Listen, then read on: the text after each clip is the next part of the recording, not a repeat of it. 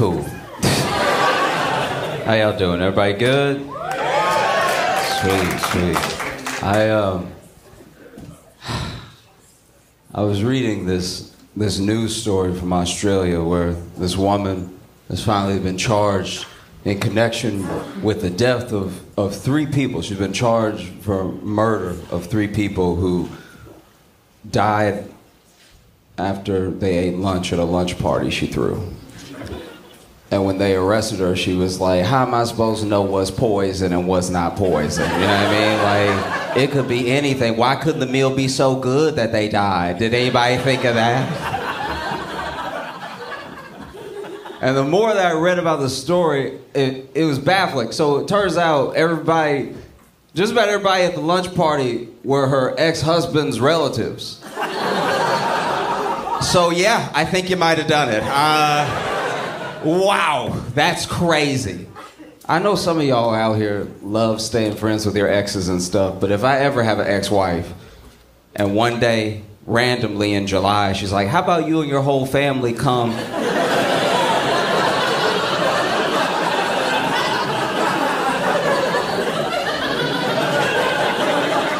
and eat a meal I cook while I watch? I'm gonna have to decline all the poisoning. I'm not gonna lie. Like, I don't care. I don't care what type of apple flavors you make it. You're not killing me, okay? You know. And the only reason the husband's still alive is at the last minute he couldn't make it. So he was also gonna be there, and then he was like, sorry, got held up at work. Then he lived. That feels crazy, you know. They say revenge is a dish best served beef Wellington. And I loved it though, because it was such a weird story. And then imagine your alibi being like, y'all know I can't cook. Like, what is your plan here, man? You all ever have that person in your life that's like the dumbest person you know? Like, just top to bottom, you're like, how are you still alive? You know what I mean? You just won't even understand how they function. You know, it's like, you made it this far, and yesterday couldn't have been easier than today. How do you keep racking up days consecutively? I know a dude that, I won't even call him a friend. I know a dude that is the most unsuccessful drug dealer I've ever met in my life. This is absolutely astounding. How do you fail at selling drugs to people who very much want drugs? Like, they would like drugs very much until they meet you. That is crazy. What kind of bad vibes are you putting out that someone on crack is like, you know what? I'll wait. That's insanity. How'd you take the urgency out of drugs? It's truly wild. I've never seen anything like it. He honestly cleaning up the streets. Everybody he tries to sell to don't want it. I'm like, you making the neighborhood safer by the day. You really need to work for the DARE program or the police. Somebody where you can make money by being bad at what you do. It's astounding. I told him, I was like, you need to do something else with your life. This is clearly not your calling, all right? You know, because when you're good at selling drugs, if you're good enough, they'll make movies about you. They'll make TV shows about you. His movie would be 8 minutes. It would be him haggling for the price of meth with somebody and then them being like, you know what? Keep it. And then just walking away. I told him, I was like, you need to do something else. And he got all defensive. You know, he was like, you putting it all on me. It's not all me, you know? This dude actually said to me, he's like, can I borrow a couple dollars till I get paid? I'm like, there's no payroll. Like, you sell drugs and you'll be paid. I'm not giving you money, because then you'll literally have to pay me back with drug money. That's insane. Now I'm part of the operation. I don't want to have anything to do with this.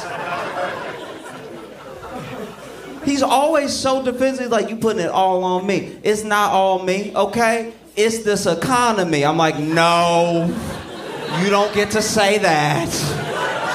No one smoking crack is saving up for a house.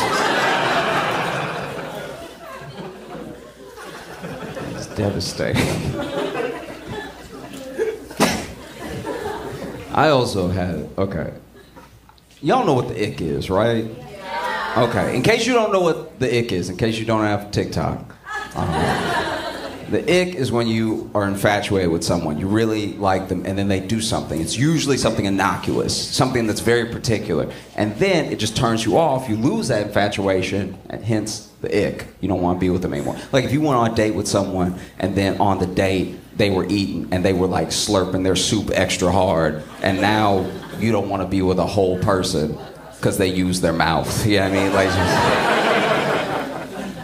everyone always talks about what their ick is, you know? Or what they don't like, what gave them the ick. But nobody ever talks about being the ick. Have you noticed that? It's like it's always about what bothers me. It's never people just admitting that they did something. Like, I'll be vulnerable for a second. I've been the ick before. And there's nothing like watching yourself be the ick in the woman's face. It's the saddest, it's genuinely horrible, because it's like, once again, I'm not a bad person. I'm not doing anything crazy or gross. I'm just, I did whatever I did, and now we both like, oh, yeah.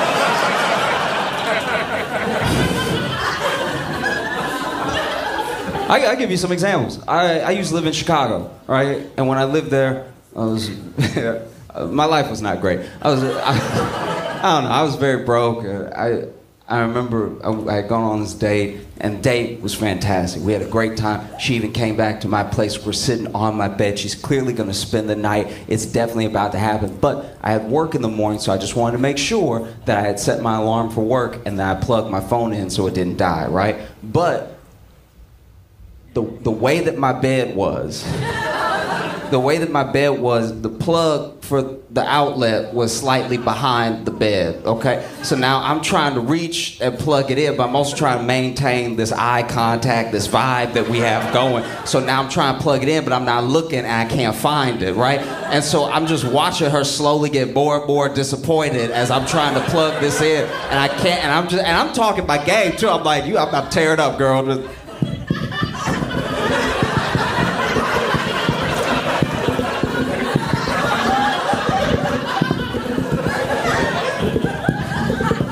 One second, you about to get it.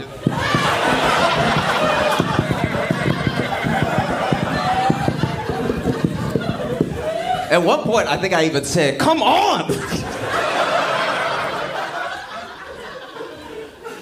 And it just killed the vibe. It really did, because you just looking at me, and she didn't say it, but you could see on her face, it's like, you're not too good at plugging stuff into sockets. That's not good foreshadowing, you know what I mean? I think let's just watch a movie or something. And I'm not gonna lie, it took me a while to get my confidence back up, you know? It took me a while to get my life together. And once I did, once I was more put together and I moved my bed, I put myself back out there. And so I went on a first date with this young lady, and we were gonna go to dinner and a movie. And then on the way to dinner, I pushed a pull door, all right? And like,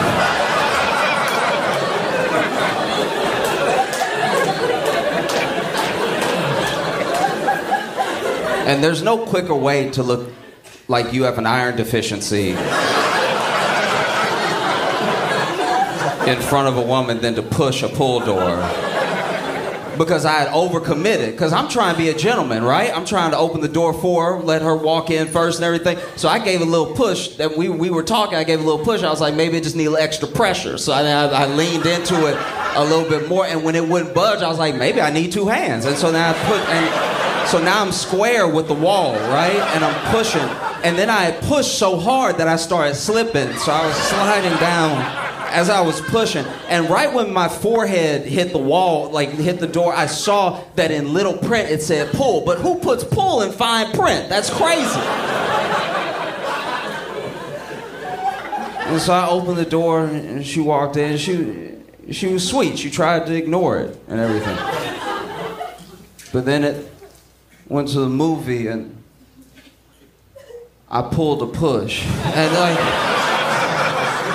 And like this one, I didn't pull as long as I had pushed the other one, so it wasn't as embarrassing. But it's just like I really tugged hard. Like I didn't put my foot up on or anything. But I was just like, I tugged. Your first date is supposed to be you getting to know a person. You know what I mean? And so now I could tell I gave her the ick because we were having a good time outside of those two situations. But then she was like, in her mind, I think maybe she was like, he's sweet, but he don't understand doors. And it's like, how do you?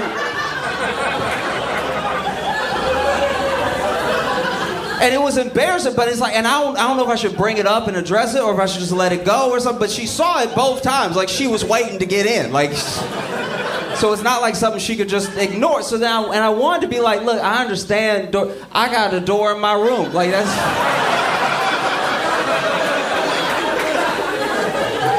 But then she was looking at me after like when we went in the movie, like the rest of the day, she was looking at me like I was slow. And then I was like, I got a door in my room, which does make me sound slow. Like just, I got a door in my room. Like that sounds crazy because it's like, am I talking about a closet or am I talking about the door to my room? And it's just, it was devastating. And I get it. Like, I understand from her perspective, because she doesn't want to be out here dating somebody that she gotta look out for. Like, I get close to a door and she gotta be like, it's an innie. Like,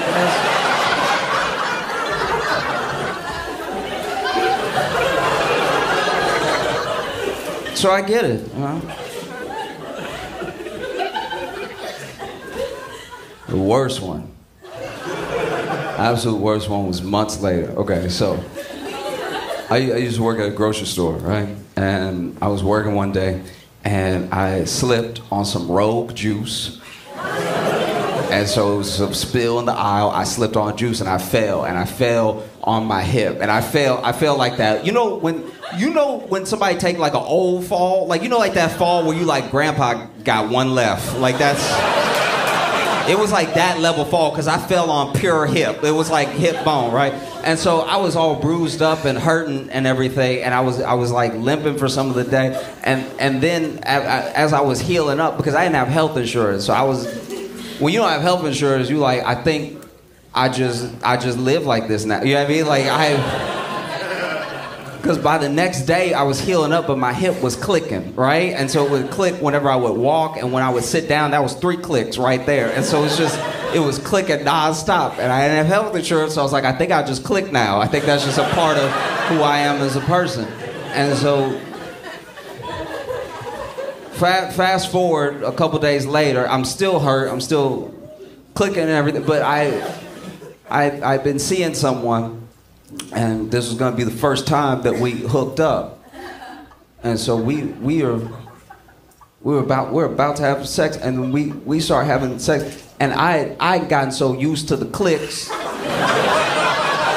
that I wasn't really thinking about them anymore, right? And I had been healing up, so I was like, maybe I don't even click like that. But then we started, and I didn't realize I click on the in and the out. Like I'm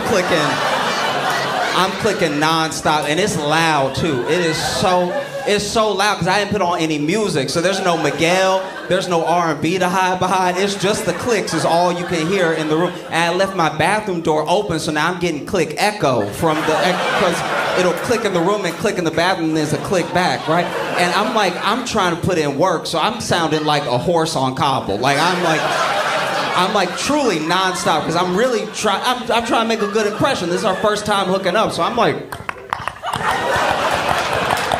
nonstop. And so then she trying to act like she don't hear. She trying to be polite and everything. She's like, ooh, okay, but she can clearly hear it, you know. And then I'm getting self-conscious, so now I start clicking off rhythm, you know what I mean? It's like, which is just making it worse because it's like it's already bad that you clicking, but if you clicking on the 1 and the 3, everybody knows that this is bad.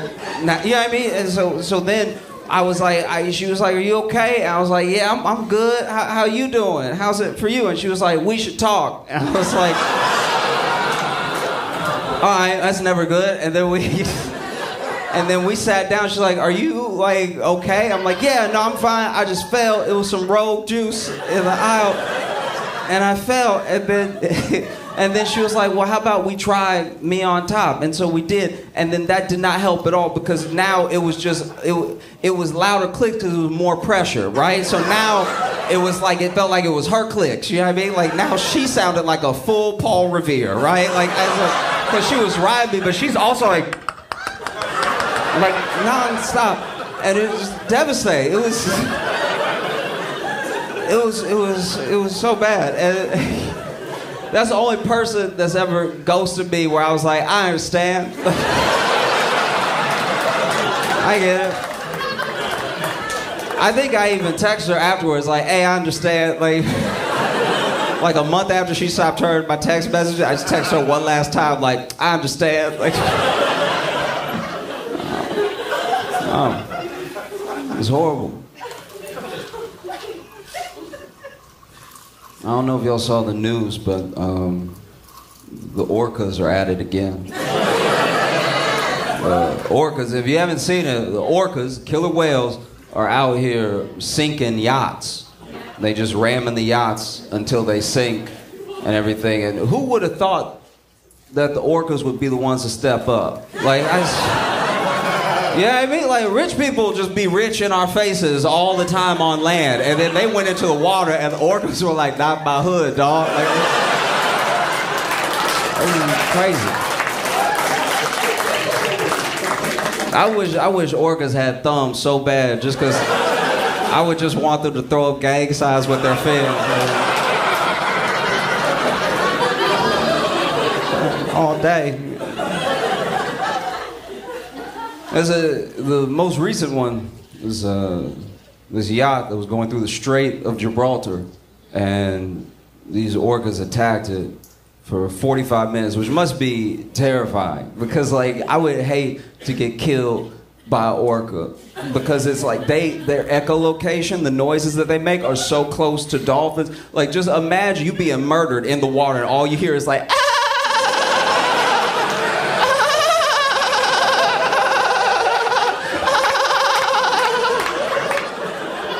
Gang, gang. This is terrible. Tearing you up. It's horrific, you know? But they rammed the boat for 45 minutes, and then finally it started to sink. Now, I was reading more about the story. It turns out there was no rich guy on that yacht. That yacht was just like in transit. So then when it capsized, the crew was who was in danger.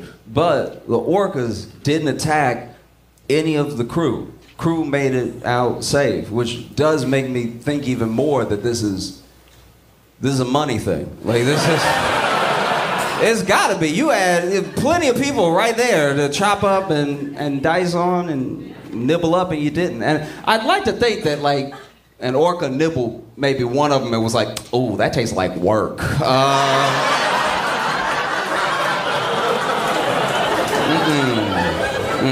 I need supple. That workman meat too tough. You know what I mean? But y'all been amazing. Thank you so much.